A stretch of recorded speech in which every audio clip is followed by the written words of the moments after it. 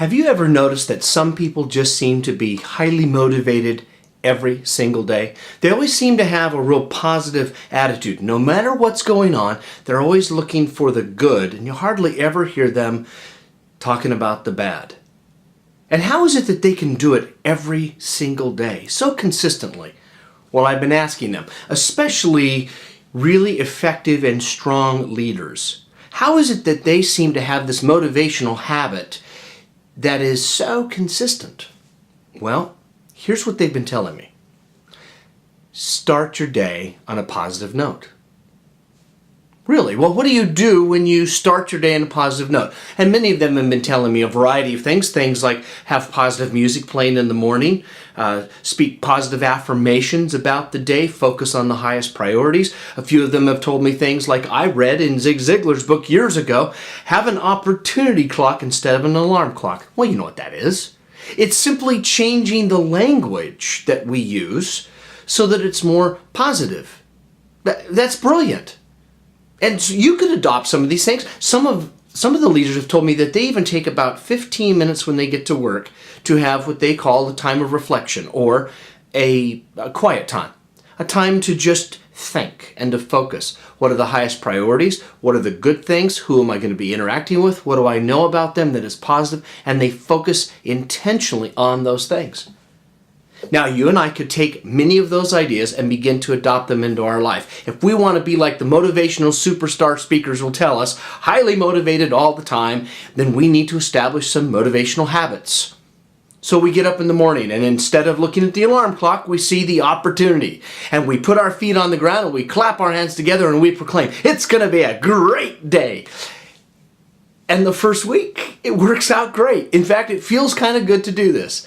Then during the second week, things begin to happen and we're not as consistent. A couple days we slip a little bit and we're tired. And by the third week, we look at that opportunity clock and we decide to try a scientific experiment. Chuck it across the room and see if time really flies. How is it that we tend to drift away from these positive habits? And what can we do to make it more of a lifestyle instead of just an occasional attempt to be motivated? I'd like to suggest something that's a little different than maybe we've heard before.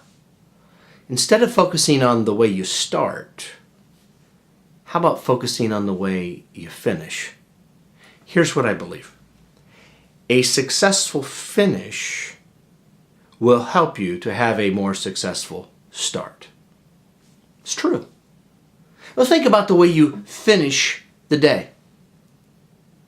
If you and I are the average American, our average evening sounds like this. We come home late, we have a late dinner, we help the kids with schoolwork. As soon as we got the kids tucked away, we push around some of that last minute paperwork for work.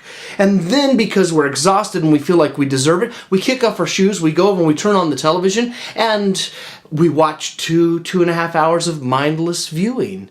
And then we make a promise to ourselves, I'm going to stay awake to watch the weather report for tomorrow. We fall asleep during the weather report and wake up just in time to watch the top 10 with Letterman.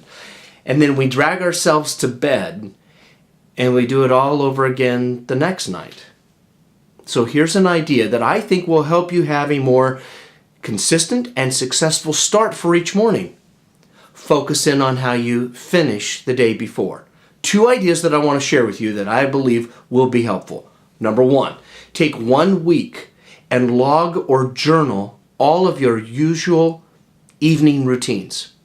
What are the habits that you have in the evening that are consistent every single night? Write them down. And then the second idea, look back after a week at that entire list and look for the patterns. Patterns that are not positive. Patterns that have a negative effect on you. Patterns that are critical, that get you thinking in the wrong ways. Look for things, well, just target the last 2 things that you do every night. Are they restful, peaceful? Are they helpful to you? Or are they winding you up? If you want to go deeper, look at the entire list and look at those patterns or trends and ask yourself, are there some things I need to stop doing? so that I have more time to focus on what's important to me. Time with the kids, time with my spouse, time with friends, time just to relax, to take a break from the work thoughts and to replenish my mind, my being, with things that are good. You see, a successful finish will help you to have a more consistent and successful start. Give it some thought.